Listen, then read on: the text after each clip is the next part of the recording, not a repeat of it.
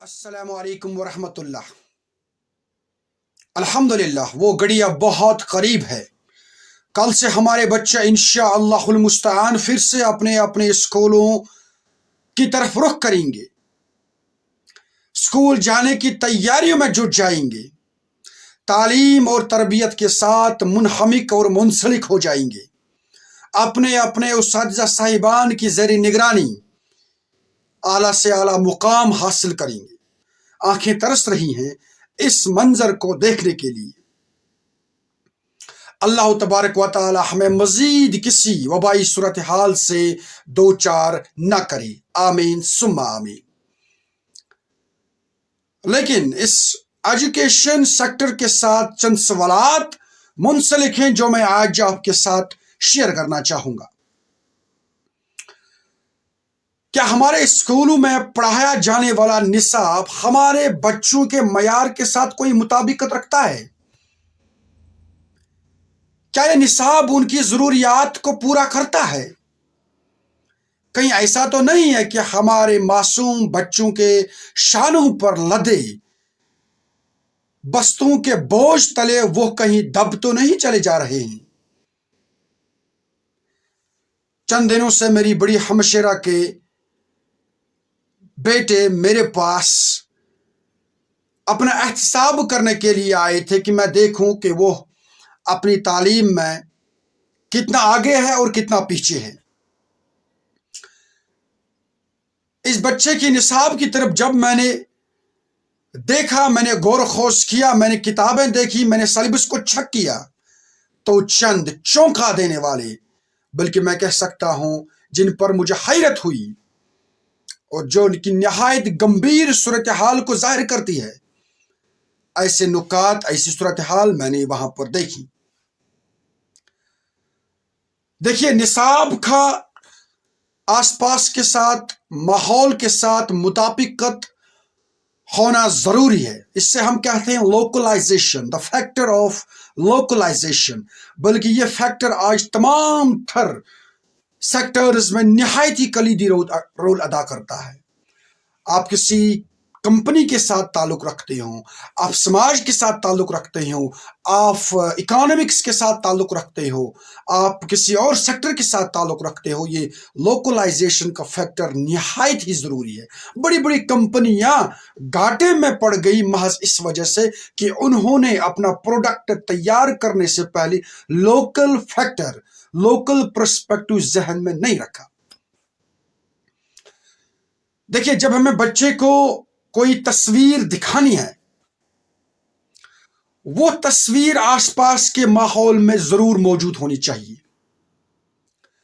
اگر ہمیں کسی بچے کو کسی پیڑ کا تصور دلانا ہے تو یہ پیڑ ہمارے آس پاس کے ماحول میں ضرور ہونا چاہیے۔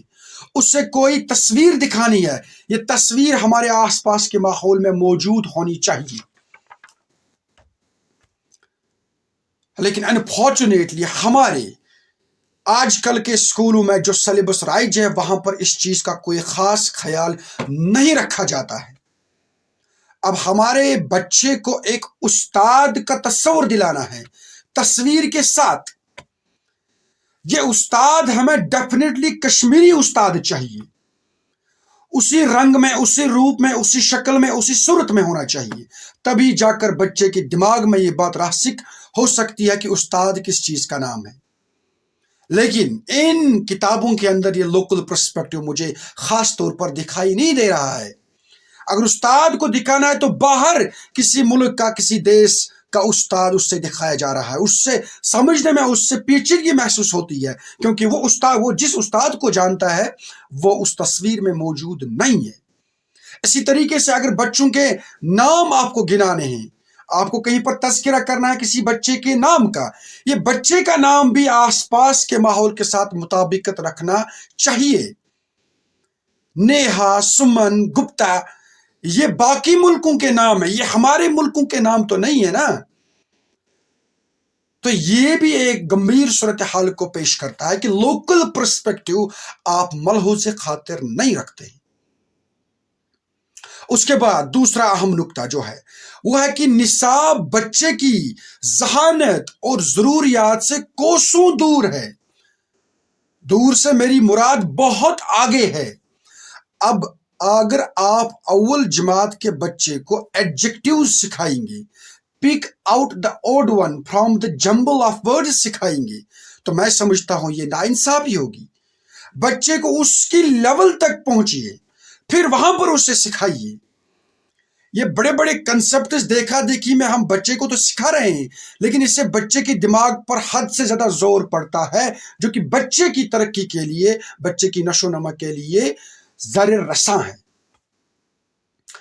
اسی طریقے سے تیسری اور اہم بات، رائج الوقت قانون کے مطابق ایک بچے کو محض 3 لینگویجز سکھانی چاہیے۔ Perhaps national curriculum frame work کے مطابق 3 لینگویجز زیادہ سے زیادہ بچوں کو سکھانی چاہیے۔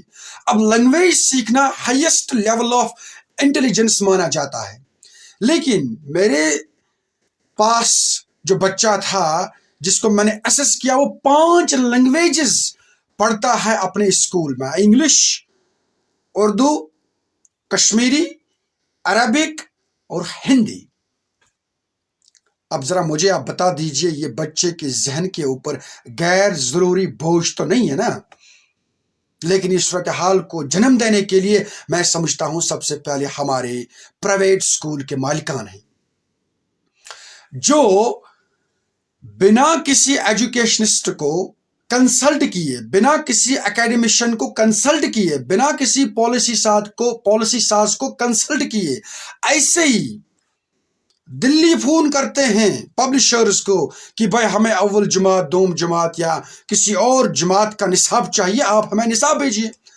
وہ یہ تک دیکھتے نہیں ہے کہ بھائی اس کے اندر جو مواد ہے کیا یہ ہمارے یہاں کشمیر دیش کے بچے کے لیے موافق ہے؟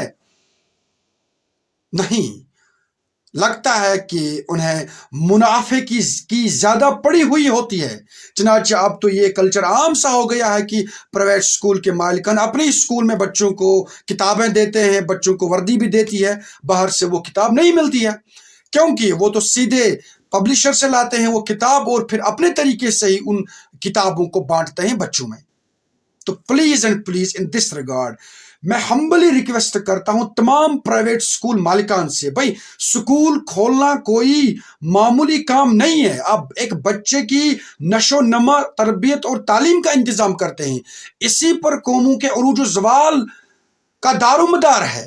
تو پلیز اینڈ پلیز نصاب کو فریم آؤٹ کرنے سے پہلے کنسلٹ سم ایجوکیشنسٹس، سم ریسورس پرسنز، ان کی کنسلٹیشن کو لے لیجئے، اس کے بعد نصاب تیار کریں۔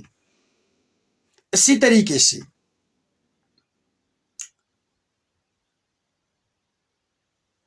دیکھا دیکھی میں، اور میں سمجھتا ہوں فیشن کے مارے، ہم اپنے بچوں کے اوپر یہ غیر ضروری بوجھ ڈالتے ہیں۔ اس ضمن میں نے جب ایک پرائیویٹ اسکول کے مالک سے بات کی، میں نے کہا بھائی آپ کے سلیبس میں تو یہ پیچیدگیاں ہیں، تو انہوں نے کہا بالکل جناب ہم یہ جانتے ہیں، لیکن اب اگر ہم بچے کی ضروریات کے مطابق چلیں گے، 5 لینگویجز کے مطابق 2 یا 3 ہی لینگویج رکھیں گے، تو ہمارے اسکول کی طرف کوئی رخ نہیں کرے گا، کیونکہ بچے کو ہندی بھی سیکھنی ہے، عربی بھی سیکھنی ہے، کشمیری بھی سیکھنی ہے، انگلش بھی سیکھنی ہے، اردو بھی سیکھنی ہے۔ اس کے ساتھ میں سمجھتا ہوں اس ہمیں سرکار کی نااہلی بھی برابر کی ذمہ وار ہے۔ بھائی سرکاری اسکولوں میں جو بچہ پڑھتا ہے، کیا یہ اناڑھ ہے؟ کیا یہ کسی اور ماں کا بچہ ہے؟ کیا یہ اسی دیش کا بچہ ہی نہیں ہے کہ اس سے آپ ایک نصاب پڑھاتے ہیں اور دوسرے اسکول میں دوسرا کوئی نصاب پڑھایا جاتا ہے؟ بلکہ یہاں تو ہر ایک اسکول اپنے اپنے طور پر نصاب پڑھاتا ہے۔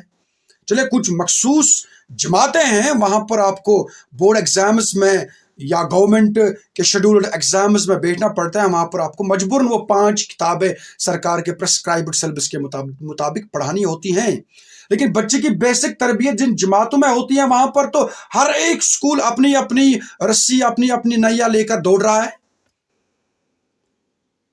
اس حوالے سے بھی سرکار کی ذمہ داری ہے۔ سرکار کو میں گزارش کرنا چاہوں گا، اس کے ساتھ جو ریلیونٹ ایجنسیز منسلک ہیں ان سے میری درخواست ہے کہ پلیز ذرا اس حوالے سے بھی آپ دیکھ لیجئے، دھیان دے دیجئے کہ بھئی یہاں پر جتنے بھی بچے ہیں یہ ایک ہی ماحول میں پلے بڑے ہیں، ان کی ضروریات بھی ایک جیسی ہیں۔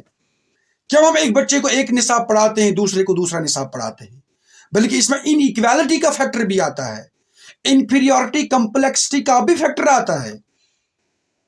और सरकार के पास तो रिसोर्स पर्सन होते ही हैं, और अगर सरकार हर एक निसाब, हर एक क्लास के लिए एक निसाब मुकर्रर करे और लाजिम कर दे कि आपने यही निसाब पढ़ा है, तो मैं समझता हूँ एक किस्म की इक्वालिटी और एक किस्म का मैं समझता हूं कि एक बराबरी का माहौल पैदा होगा।